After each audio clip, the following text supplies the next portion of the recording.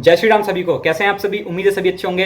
तो गाइस, अबू बकर का मैं सेकंड पार्ट लेकर के आ गया हूं। द कोहिस्तानी के चैनल का वीडियो सब्सक्राइब कर लेना इन भाई के चैनल को, साथ में मुझे भी सब्सक्राइब कर दें यार। अब ठीक है, सब्सक्राइब कर दें, बेल आइकन प्रेस कर लें। और डांस और एक्टिंग का कोई भी शौकीन है तो मेरे इंस्टा और फेसबुक पर जाकर के मेरी प्रोफाइल को विजिट करें, आनंद आएगा आपको। ठीक है, तो वहां पर जाएं, लिंक डिस्क्रिप्शन में है। तो the end of first खलीफ of Islam, ये हम वीडियो देख रहे हैं। तो अभी जो है हम देखते हैं ये वीडियो दारुल अरकम। ठीक है, यहां पर छोड़ा था, अब ये हम देखते हैं ये क्या चीज़ है। ठीक है, इसके बाद काम शुरू करते हैं, उसके बाद फिर हम इस पर चर्चा करेंगे। बिना देरी के शुरू करते हैं, let's get started. Darul Arkham और मुसलमानों का ये सीक्रेट हेडक्वार्टर भी अबू बकर रज़ियल्लाहु ताला अन्हु की फंडिंग से ही चलता था। इस इतने टेंस सिचुएशन में जब मक्का वाले मुसलमानों पर बहुत जुल्म कर रहे थे और हर वक्त मुसलमानों का मजाक उड़ाते रहते थे, तो एक दिन अचानक आप सल्लल्लाहु अलैहि वसल्लम मक्का के सरदारों के पास आए और उन सारों से कहा कि कल मैं एक ही रात में मक्का से बैतुल मुकद्दस मतलब इसरा वल मेराज का सफर करके आया हूं। जिस पर अबू जहल ने कहा कि व्हाट, और आप सल्लल्लाहु अलैहि वसल्लम से कहा कि मैं बाकी सारे लोगों को भी अगर जमा करके ले आऊं तो क्या आप उन सारों के सामने भी यही बात दोहराएंगे? तो आप सल्लल्लाहु अलैहि वसल्लम ने कहा ऑफ कोर्स। जिस पर अबू जहल जोर जोर से मक्का के लोगों को बुलाने लगा कि ये बात सुनने के बाद तो आप सल्लल्लाहु अलैहि वसल्लम की बात कोई भी नहीं मानेगा। और कुछ नए मुसलमान इन बातों को सुनकर थोड़े कंफ्यूज भी हुए। लोगों ने जब ये सुना तो भागकर सबसे पहले अबू बकर रज़ियल्लाहु ताला अन्हु के पास गए, क्योंकि उनको पता था कि अगर अबू बकर इस रिलीजन से पीछे हट जाए तो मक्का के बाकी सारे लोग भी आहिस्ता आहिस्ता पीछे हटने लगेंगे। लेकिन अबू बकर रज़ियल्लाहु ताला अन्हु ने फरमाया कि अगर ये रसूलुल्लाह सल्लल्लाहु अलैहि वसल्लम ने कहा है तो ये बात बिल्कुल सच होगी। जिस पर उस दिन से अबू बकर रज़ियल्लाहु ताला अन्हु का नाम अबू बकर as-सद्दीक पड़ा, which means अबू बकर। इन हालात के बाद मुसलमानों का मक्का में रहना इम्पॉसिबल हो गया और वो आहिस्ता आहिस्ता मक्का से मदीना की तरफ शिफ्ट होने लगे। अबू बकर रज़ियल्लाहु ताला अन्हु ने मक्का में इतने साल के बिजनेस से जितना भी माल कमाया था वो सारा लेकर आप सल्लल्लाहु अलैहि वसल्लम के साथ बिल्कुल आखिर में सारे मुसलमानों के बाद मदीना की तरफ रवाना हुआ, जिसे हम इस वीडियो में पूरा एक्सप्लेन कर चुके हैं। मदीना हिजरत करने के कुछ ही अरसे बाद मुसलमानों की पहली बड़ी जंग हुई, जंगे बदर, जिसमें अबू बकर रज़ियल्लाहु ताला अन्हु तो मुसलमानों की तरफ से लड़ रहे, जबकि उनका अपना बेटा दुश्मनों की तरफ से लड़ रहा। मतलब बाप एक फौज में और बेटा दूसरी फौज में, जो इससे पहले अरब में कभी भी नहीं हुआ था, क्योंकि अरब की सारी जंगें हमेशा कबीलों के ही दरमियान होती थी। जंग के बाद उनके बेटे को मुसलमानों ने गिरफ्तार कर लिया और गिरफ्तार होने के बाद उन्होंने अबू बकर रज़ियल्लाहु ताला अन्हु से कहा कि मैं जंग में ये कोशिश कर रहा था कि आपसे दूर ही रहो ताकि हमारा आमना सामना ना हो। जिस पर अबू बकर रज़ियल्लाहु ताला अन्हु ने कहा कि अच्छा, मैं तो जंग में तुम्हें ही ढूंढ रहा था। मतलब बिल्कुल इब्राहिम अलैहिस्सलाम की तरह अबू बकर रज़ियल्लाहु ताला अन्हु अल्लाह के लिए अपने बेटे को भी कुर्बान करने के लिए बिल्कुल तैयार थे। और जब जंग तबूक में सारे मुसलमान अपने माल का कुछ हिस्सा और कुछ मुसलमान अपने माल का आधा हिस्सा आप सल्लल्लाहु अलैहि वसल्लम के सामने पेश कर रहे थे, तो अबू बकर रज़ियल्लाहु ताला अन्हु ने अपनी सारी दौलत जो भी था लाकर आप सल्लल्लाहु अलैहि वसल्लम के सामने रख दिया। अबू बकर रज़ियल्लाहु ताला अन्हु के इन सारे कुर्बानियों को देखकर आप सल्लल्लाहु अलैहि वसल्लम ने एक दिन फरमाया कि दुनिया में सबसे ज्यादा मेरी मदद टाइम और माल से अबू बकर रज़ियल्लाहु ताला अन्हु ने की है। और एक सहाबी ने यह भी फरमाया कि आप सल्लल्लाहु अलैहि वसल्लम अबू बकर रज़ियल्लाहु ताला अन्हु के माल को ऐसे खर्च करते थे जैसे वो उन्हीं के पैसे हो, क्योंकि उन्हें पता था कि अबू बकर रज़ियल्लाहु ताला अन्हु कभी भी उनकी मदद करने से इनकार नहीं करेंगे। और आखिर एक दिन वो दिन भी आया कि पिछले 30 साल की ये इतनी क्लोज दोस्ती खत्म हो गई और आप सल्लल्लाहु अलैहि वसल्लम इस दुनिया से चले गए। और उस दिन जब पूरा मक्का रो रहा था तो अबू बकर रज़ियल्लाहु ताला अन्हु ने सामने आकर सारों को तसल्ली दी, जिसके बाद मुसलमानों ने आप सल्लल्लाहु अलैहि वसल्लम के बाद अबू बकर रज़ियल्लाहु ताला अन्हु को अपना नया बादशाह चूज किया।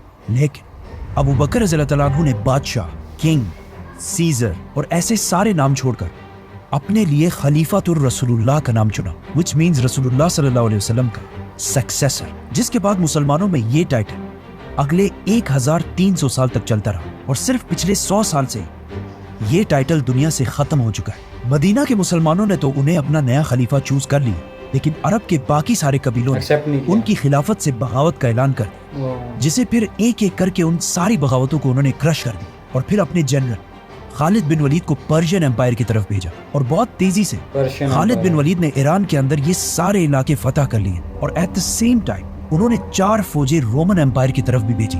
लेकिन रोमन एम्पायर में मुसलमानों की पर्शियन एम्पायर के मुकाबले में हालत बहुत ही खराब थी और अबू बकर रज़ियल्लाहु ताला अन्हु को पता था कि अब रोमन एम्पायर में मुसलमानों की ये हालत सिर्फ एक ही शख्स बदल सकता है, खालिद बिन वलीद। खालिद बिन इसीलिए वलीद।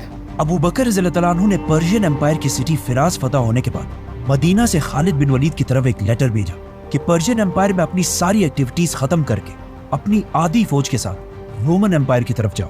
अब खालिद बिन वलीद के पास दो ऑप्शंस थे कि या तो इस रास्ते से रोमन एम्पायर की तरफ जाए जिसमें बहुत ज्यादा टाइम लगना था, और या फिर इस दूसरे रास्ते से जाए जो बिल्कुल इम्पॉसिबल रास्ता था। लेकिन उस रास्ते से मुसलमान टाइम बहुत बचा सकते थे और दरमियान में 6 दिन तो बिल्कुल बगैर किसी पानी के गुजारने थे। ओ भाई Of course, साहब। खालिद बिन वलीद ने टाइम बचाने के लिए ये दूसरा बहुत ही डेंजरस रास्ता चूज किया, क्योंकि उन्हें पता था कि रोमन एम्पायर में मुसलमानों को उनकी बहुत सख्त जरूरत है, जिसके लिए उन्होंने 20 ऊंटों को कई दिनों तक प्यासा रखा और फिर उन्हें डबल पानी पिलाया ताकि ज्यादा पानी उनके पेट में स्टोर हो सके, ताकि बाद में मुसलमानों के घोड़े इस पानी को यूज कर सके। लेकिन आज साइंस ये कहती है कि जिस तरह बहुत सारे लोगों का ख्याल है कि ऊंट अपने जिस्म के इस हिस्से में पानी स्टोर करके रखता है, तो ये बिल्कुल गलत बात। ऐसा कुछ भी नहीं होता, जिसकी वजह से कुछ हिस्टोरियन समझते हैं कि ये जो वाकया इस्लामी तारीख में लिखा हुआ है हो सकता है ये ठीक ना हो और इसे बस लोगों ने बनाया हो। जो भी हो, ये बात कंफर्म है कि खालिद बिन वलीद अपनी फौज के साथ इस बहुत ही डेंजरस रास्ते पर रवाना हुए। अच्छा, तो गाइज इसका थर्ड पार्ट में लेकर के आऊँगा अभी।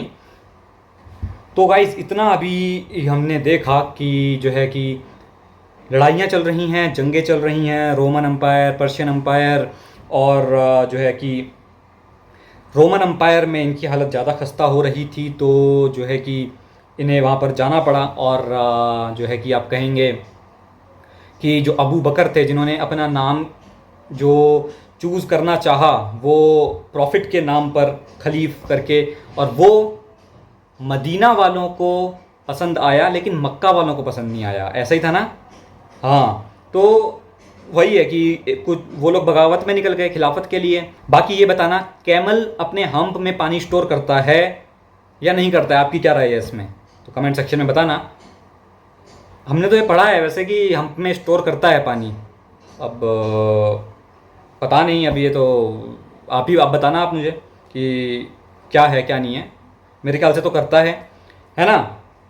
तो ये चीज़ें हैं। बाकी ये सारी जो है डेजर्ट का एरिया है सारा, आप देखें इधर इजिप्ट, आप मिडिल ईस्ट में चले जाएं, दुबई, इजिप्ट, सऊदी, और ये सारा जितना भी एरिया है, तो ये सारा उधर इज़राइल, पैलेस्टीन, ये सब जो है कि डेजर्ट वाले में आता है।